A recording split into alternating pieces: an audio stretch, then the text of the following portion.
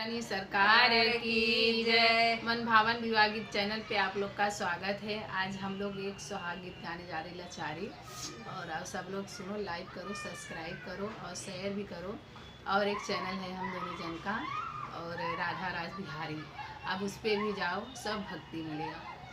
राधे राधे। गहरी नदिया में झूलनिया मोर हेरायो गईले ना, गहरी नदिया में झूलनिया मोर हेरायो गईले ना। खोजत खोजत हो गईल ठीक दोपहरिया, ससुरुआई हो गईले ना, ससुरुआई हो गईले ना। झट से घोंघोटा निरौली पर लगायो गईले ना, झट से घोंघोटा निरौली पट लगायो गईले ना।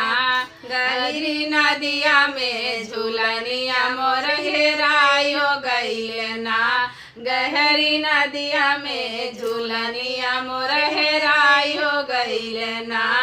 खोजत खोजत गईल ठीक दोपहरिया, भसुरुआई हो गईले ना, भसुरुआई हो गईले ना।